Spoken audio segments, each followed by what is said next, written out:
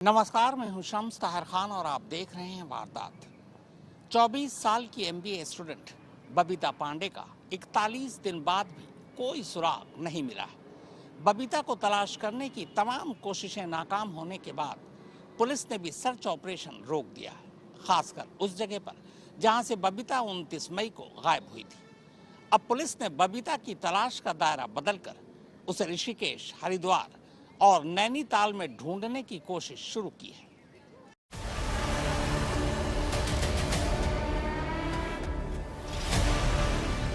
क्या क्या कोशिशें नहीं की, क्या क्या तरीका नहीं अपनाया।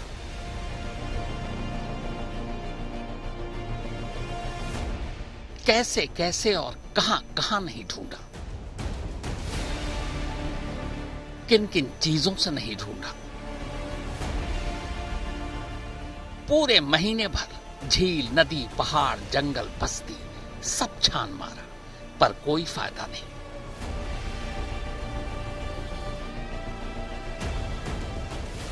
इकतालीस दिन हो चुके हैं, पर 24 साल की एमबीए स्टूडेंट बबीता पांडे का कोई सुराग नहीं मिला। अब तो आलम यह है कि पुलिस प्रशासन ने भी एक तरह से हाथ खड़े कर लिए। जिस जगह से 29 मई को बबीता गायब हुई थी, उस पूरे इलाके की तलाशी या सर्च ऑपरेशन पूरी तरह से लगभग अब रोक दिया गया है। अलबत्ता स्थानीय लोगों को अब भी पुलिस ने हिदायत दे रखी है कि कहीं से भी बबीता का कोई सुराग मिले तो पुलिस को बताएं।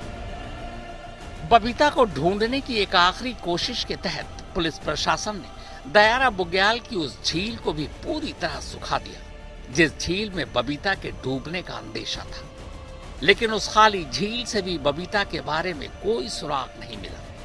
अब दयारा बुग्याल से बाहर निकलकर उत्तराखंड पुलिस बबीता को ऋषिकेश, नैनीताल और दूसरी जगहों पर भी तलाश रही है, इस उम्मीद में कि अगर बबीता दयारा बुग्याल में नहीं है तो शायद कहीं और मिल जाए। बबीता की तलाश में उत्तराखंड पुलिस ने आसपास के सारे अपराधियों तक की कुंडली खंगाल डाली, कईयों को उठाकर पूछताछ भी की, पर यहाँ भी कोई सुराग नहीं मिला। प्रकरण के सभी संभावित आपराधिक पहलुओं की भी गंभीरता एवं संवेदनशीलता के साथ जांच की जा रही है। घटना से संबंधित CCTV footage, call details, CDRs, location विश्लेषण तथा संबंधित व्यक्तियों एवं स्थानीय लोगों से गहन पूछताछ सहित सभी उपलब्ध तकनीकी एवं वैज्ञानिक संसाधनों का उपयोग कर निष्पक्षता एवं पारदर्शी जांच की जा रही है। इस बीच कुछ मीडिया और सोशल मीडिया पर बबीता को लेकर कुछ गलत खबरें भी फैलाई जा रही हैं। उत्तराखंड पुलिस ने ऐसे लोगों को आगाह किया है कि वो अफवाह न फैलाएं। बबीता पांडे गुमशुदगी प्रकरण में सोशल मीडिया के विभिन्न प्लेटफॉर्म पर कुछ व्यक्तियों द्वारा भ्रामक, अपुष्ट एवं तथ्यहीन जानकारी प्रसारित कर आमजन में भ्रम की स्थिति उत्पन्न की जा रही है। उत्तरकाशी पुलिस सभी नागरिकों से अपील करती है कि ऐसी अफवाहों एवं अप्रमाणित सूचनाओं पर विश्वास न करें तथा उन्हें साझा करने से बचें।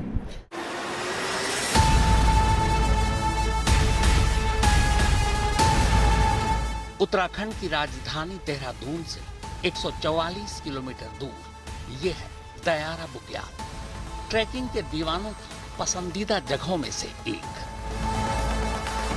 चारों तरफ ऊंचे ऊंचे पहाड़ों से घिरे इस दयारा बुग्याल तक पहुंचने के 3 सबसे अहम रास्ते हैं। ये तीनों रास्ते 3 गांवों से होकर गुजरते हैं, बरसू, रैथल और नटलिंग। ये रैथल गांव है। 29 मई को 24 साल की एमबीए स्टूडेंट बबीता पांडे अपने 2 दोस्तों हरमनपाल सिंह और हरमनप्रीत सिंह के साथ इसी रैथल गांव के रास्ते दयारा बुग्याल पहुंची थी। ट्रैकिंग का पहला दिन था।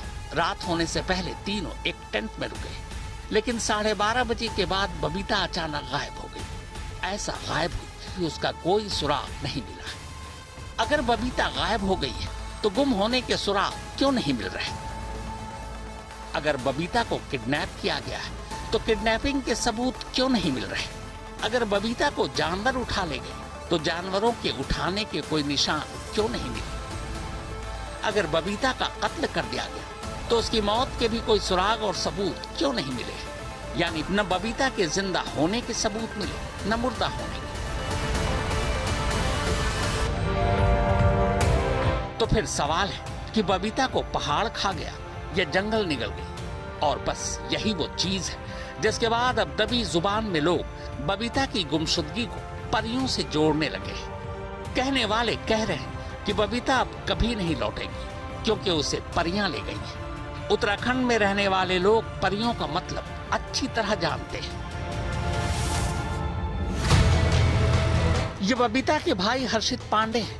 इतने दिन बीत जाने के बाद भी जब बहन का कोई सुराग नहीं मिला तो रिश्तेदारों और दोस्तों के कहने पर ये भी गांव के लोक देवता के पास पहुंचे।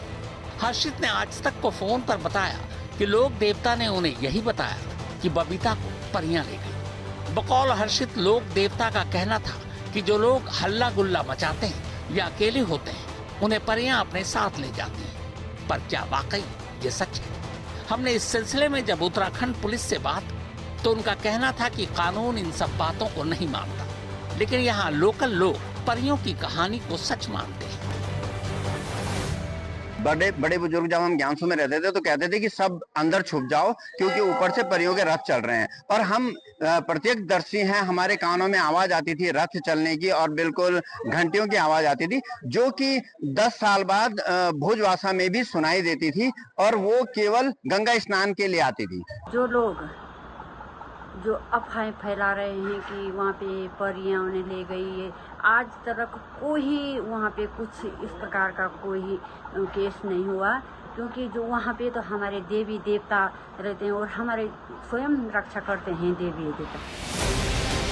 अब सवाल यह है कि इन परियों का सच है क्या? दयारा बुग्याल में 29 मई को जिस कैंप में बबीता रुकी थी, क्या वहाँ भी परियों का बसेरा था? वैसे आपको मजाक लगे, लेकिन ये सच है कि खुद उत्तराखंड सरकार ने टिहरी के खैंड पर्वत और आसपास के इलाकों को परियों का देश घोषित कर रखा है, वो भी लिखित। ये बोर्ड उसी उत्तराखंड प्रशासन का है। देखिए इस पर क्या लिखा है। ये बोर्ड बाकायदा जिला पंचायत टिहरी गढ़वाल की तरफ से यहाँ लगाया गया है। हालांकि जिस दयारा बुग्याल में बबीता आखिरी बार देखी गई थी, वहाँ से उत्तराखंड सरकार की तरफ से घोषित परियों के इस देश यानी खैंड पर्वत की दूरी 167 किलोमीटर है। लोक कथाओं को सच मानने वालों का कहना है कि परियां सिर्फ उन लोगों को उठाकर ले जाती हैं जो इन पर्वतों पर शोर मचाते हैं, हंगामा करते हैं, चटकीले कपड़े पहनते हैं या यहाँ आकर गंदगी फैलाते हैं। पहाड़ी जुबान में परियों को आचरी और आंचरी भी कहा जाता है। यहाँ की जो धार्मिक मान्यताएं हैं कि आज भी यहाँ पर परियां वास करती है। ये परियों का देश इसीलिए कहा जाता है इसको। साथियों, मैं आपको बता दूं, मेरी ग्राम पंचायत चौनाड़ा में जब भी देवी देवताओं की पूजा की जाती है, देवी देवताओं का मंडाण लगाया जाता है, तो इसमें आज भी हम और हमारे गांववासी हमारे गांव से खैट पर्वत में परियां विचरण करते हुए दिखाई देती है, नाचते हुए दिखाई देती हैं सफ़ेद वस्त्र में। साथियों, वहाँ पर वास्तव में आज भी परियां वास करती है। ऐसी कई लोगों के साथ ये घटनाएं घटी है। हमने किताबों में भी पढ़ा है, हमारी दादी हमारी नानियों ने हमें भिन्न भिन्न प्रकार की कहानियां सुनाई है। और बिल्कुल ये चीजें हमने भाई जी जब हम वहाँ पे खैट पर्वत पे गए हैं तो हमने भगवती ने हमें जो वहाँ पर जो आचरी है उन्होंने कुछ हमें संकेत दिए हैं, क्योंकि हमने वहाँ पर बिना देखे तो हम विश्वास नहीं कर पाते कि सचमुच है कि नहीं है। वो भगवती ने हमें कुछ चीजें ऐसी बताई है या फिर हमने वहाँ पे देखा है, छोटी छोटी चीजें वो हमने सचमुच महसूस की है भाई जी वहाँ पे। यूं तो पूरे उत्तराखंड में परियों की कहानी आम है, लेकिन लोगों का मानना है कि परियों का असली निवास यानी परियों का देश टिहरी गढ़वाल के इस खैंड पर्वत पर है। खैंड पर्वत की लोक कथाओं के मुताबिक प्राचीन काल में स्थानीय राजा आशा रावत की 9 बेटियां थी, जिनके पास दिव्य शक्ति थी। बाद में यही 9 बेटियां यानी 9 बहनें परियां बन गईं। यह आज भी इसी खैंड पर्वत की 9 चोटियों पर रहकर गांव वालों की हिफाजत करती है। स्थानीय लोगों का मानना है कि परियों को शोर शराबा, तेज संगीत और चटकीले कपड़े पसंद नहीं, और जो भी इन पर्वतों पर इन नियमों को तोड़ता है वो उसे उठाकर ले जाती है। यहाँ आने वाले को बाकायदा ये बातें पहले से बताई जाती हैं। प्रताप नगर विधानसभा के खैट पर्वत की, जो कि परियों के देश के नाम से भी जाना जाता है, बहुत अच्छा प्रसिद्ध वह इस तीर्थ स्थल है। और जो जो साथी यहाँ पर गए हैं, जिन्होंने यहाँ पर जाने का प्रयास किया है, तो जब मंदिर ऊपर जा पहुँचे हैं तो उन्हें एहसास है, उन्हें अनुभव है, वह एक एहसास होता है कि एक वाइब्स, आध्यात्मिक एक ऐसी वाइब्स वहाँ से निकलती है कि लगता है कि वाकई हम माँ भगवती की गोद में हैं। आचरी मांत्री जिनका वो स्थान है उसकी गोद में बैठे हुए हैं। तो ये आचरी और मांत्री जिनको आज परियों के नाम से भी जाना जाता है, उनका भी एक अलग इतिहास है। बाल्य अवस्था में ही इनको हर लिया गया था, बहनें थी आपस में सभी। जिस जगह से बबीता गायब हुई और जो चश्मदीद है जिन्होंने आखिरी बार बबीता को देखा, उनका कहना था कि रात 12 से 12:30 बजे के दरमियान बबीता अकेली कैंप के बाहर बैठकर मोबाइल पर गाने सुन रही थी। गाने की आवाज काफी तेज थी, जिस पर कैंप में मौजूद स्कूली बच्चों के टीचर ने बबीता को टोका भी और उसे कहा कि रात ज्यादा हो रही, वो जाकर सो जाए। अब गांव वालों ने इसी बात को पकड़कर ये कहना शुरू कर दिया कि बबीता ने परियों के नियम तोड़े और इसीलिए उसे परियां उठा ले गई। लेकिन जहां तक कानून और पुलिस की बात है, तो वो अब भी बबीता की तलाश में लगातार अपनी मुहिम चला रहे। जिस मरेरी थाने में बबीता की गुमशुदगी की रिपोर्ट दर्ज है, उस थाने के इंचार्ज दीपक नौटियाल ने आज तक को बताया कि बबीता की तलाश के लिए अब नई टीमों को उन इलाकों में भेजा जा रहा है जहां बबीता के होने की उम्मीद हो सकती है। दीपक नौटियाल के मुताबिक खास तौर पर दयारा बुग्याल के करीब के 3 बड़े गांव रैथल, नटिया और बरसू और उसके इर्द गिर्द के पहाड़ और जंगलों के चप्पे चप्पे को छाना गया। अब तक 40 से 50 किलोमीटर दायरे के अंदर पहाड़, जंगल सभी का कोना कोना छान मारा, लेकिन कोई सुराग नहीं मिला। तमाम गांव के लोग भी बबीता की तलाश में तमाम एजेंसियों की मदद कर रहे हैं। यहाँ तक कि बकराल यानी वो लोग जो गाय, भैंस, बकरी चराने जंगलों और पहाड़ों की तरफ जाते हैं, उनकी मदद भी ली जा रही है। इस पहलू से भी मामले की जांच की जा रही है कि कोई जानवर तो बबीता को उठाकर नहीं ले गया, लेकिन अब तक उसके भी सबूत नहीं मिले। अगर ऐसा होता तो कम से कम जंगल या पहाड़ में ऐसी कोई भी निशानी जिनमें बबीता के कपड़े, चप्पल, मोबाइल या फोन की बूंदें नजर आती, लेकिन ऐसा कुछ नहीं मिला।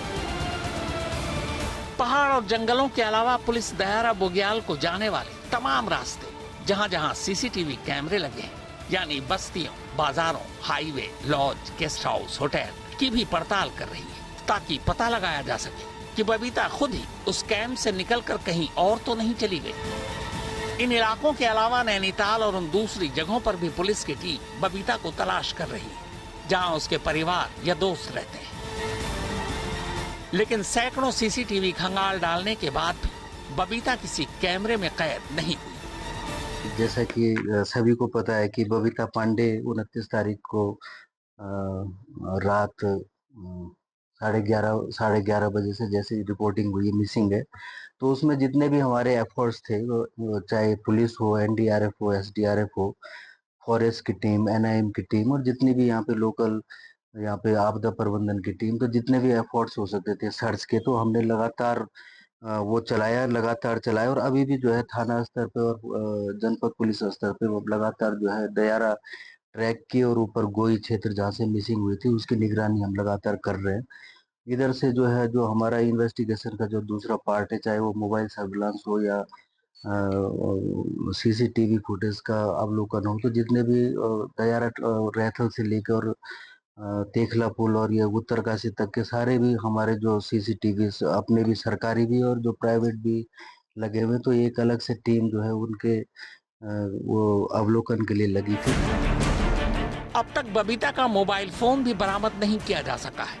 बबीता के पास आईफोन था। आईफोन से फोन की लोकेशन ट्रेस की जा सकती है। उत्तराखंड पुलिस ने इस सिलसिले में एप्पल से भी मदद मांगी है, ताकि ये पता किया जा सके कि बबीता के मोबाइल की आखिरी लोकेशन कहाँ थी। बबीता के दोस्तों के मुताबिक 29 मई की रात जब वो लोग कैंप में पहुंचे थे, तो बबीता ने फोटो खींचने के लिए पहले से ही अपना मोबाइल 100% चार्ज कर रखा था। जब वो कैंप के बाहर रात को निकली, तब भी 55% बैटरी बची हुई थी।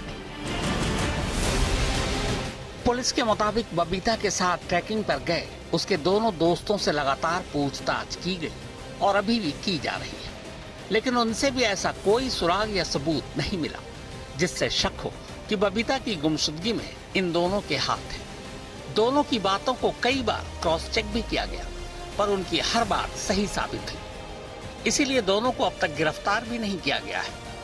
उधर बबीता के भाई हर्षित के मुताबिक उन्हें बबीता के गायब होने की खबर 30 मई की शाम 5 बजे मिली थी। बबीता के 2 दोस्तों में से एक हरमनपाल ने फोन कर पहली बार उन्हें बबीता के गायब होने की जानकारी दी। हर्षित के मुताबिक वो हरमनपाल और हरमनप्रीत से कई बार बात कर चुके हैं। उन दोनों ने जो बताया उसके मुताबिक 29 मई की रात 11 बजे वो कैंप में थे। बबीता कैंप के बाहर टहलने चली गई, फिर दोनों सो गए। सुबह देखा तो बबीता गायब। तीनों कार से रैथल गांव तक आए थे और कार गांव में ही छोड़ दी थी। तीनों के बाकी बैग और सामान कार में ही थे। बबीता का बैग भी अगले दिन उसी कार में ही मिला। हर्षित ने बताया कि पुलिस उसके परिवार को लगातार बबीता के सर्च ऑपरेशन की जानकारी दे रही है। पुलिस की एक टीम रामनगर और नैनीताल में भी बबीता को तलाशने जाने वाली है। दरअसल बबीता ने नैनीताल के ही डीएवी स्कूल से पढ़ाई की थी। इसके बाद वो ऑनलाइन MBA का कोर्स कर रही थी। साथ ही कुछ वक्त पहले तक दिल्ली में जॉब भी कर रही थी। घनसाली से पंकज भट्ट और नैनीताल से लीला सिंह बिस्ट के साथ ओंकार बहुगुणा, उत्तरकाशी, आज तक। बबीता पांडे 29 मई को अपने 2 दोस्तों के साथ ट्रैकिंग पर गई थी, लेकिन उसी रात गायब हो गई। खुद उत्तराखंड पुलिस हैरान है कि इतने बड़े सर्च ऑपरेशन के बावजूद बबीता का एक भी सुराग क्यों नहीं मिला।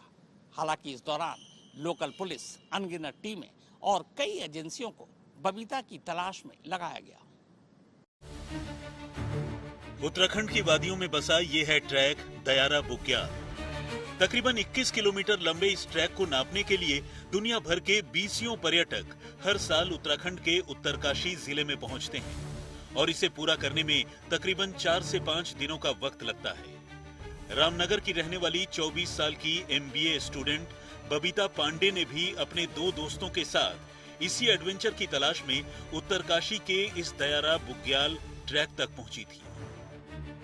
तारीख थी 29 मई, लेकिन अभी उनकी ट्रैकिंग शुरू ही हुई थी कि बीच रास्ते से बबीता ऐसे गायब हो गई कि उसकी गुमशुदगी अब एक पहेली बन चुकी है। बबीता के गायब होने के बाद अगर पीछे कुछ बचा है तो वो है बबीता का एक बैग जिसे लेकर वो ट्रैकिंग के लिए गई थी, और ये आखिरी CCTV फुटेज जो 28 मई को दिन में उत्तरकाशी के एक होटल के बाहर रिकॉर्ड हुई। इस CCTV फुटेज में बबीता अपने 2 दोस्तों के साथ दिखाई दे रही है। बबीता का दूर दूर तक कोई सुराग नहीं है। सवाल है आखिर उसके साथ क्या हुआ, वो कहां चली गई, आखिरी बार उसे कब और किसने देखा, क्या वो अपनी मर्जी से कहीं गई या फिर उसकी गुमशुदगी के पीछे कोई और वजह है। फिलहाल आइए उसके ट्रैकिंग के लिए घर से निकलने से लेकर गायब होने तक की इस पूरी कहानी को एक बार सिलसिलेवार तरीके से समझने की कोशिश करते हैं।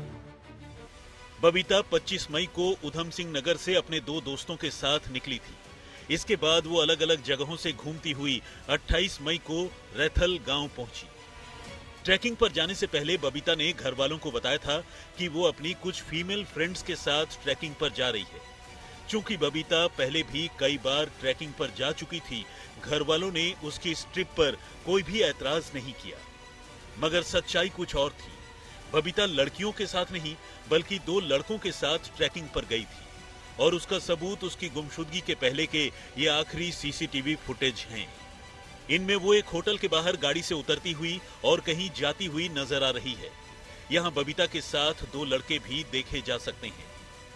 असल में उधम सिंह नगर से निकलकर बबीता अपने इन्हीं दोस्तों के साथ गांव रेथल पहुंची थी, और यहां से तीनों ने ट्रैकिंग की शुरुआत करते हुए गोई तक अपना सफर पूरा किया। गोई के बाद ही असली ट्रैकिंग शुरू होती है। जानकारी के मुताबिक बबीता और उसके दोस्तों ने गोई के पास ही एक टेंट लगाया था और रात को वहीं रुके थे। ये पूरा इलाका जंगलों से घिरा है, लेकिन सुबह होने पर जब बबीता के दोस्तों की आंखें खुली तो उन्होंने देखा कि बबीता गायब है। वो टेंट में नहीं थी।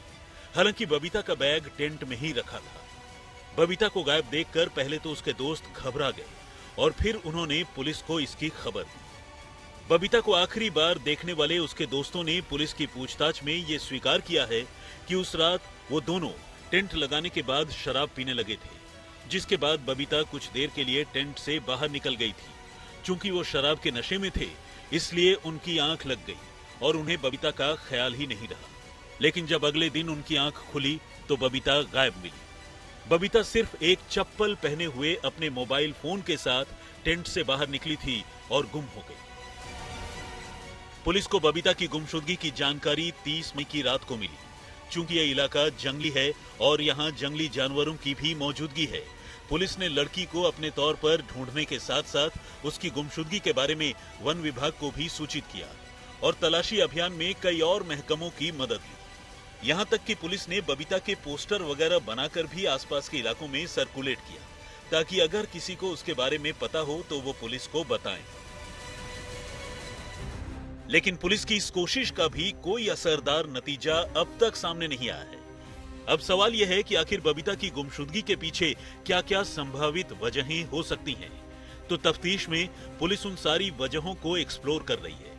अव्वल तो यही है कि बबीता किसी को बताए बगैर खुद ही अपनी मर्जी से कहीं चली गई हो। दूसरा ये कि बबीता के साथ ट्रैकिंग पर गए दोस्त झूठ बोल रहे हैं और उन्होंने ही बबीता को कहीं गायब कर दिया हो। तीसरा ये कि वो टेंट के बाहर निकली हो और कोई जंगली जानवर उसे उठा ले गया हो।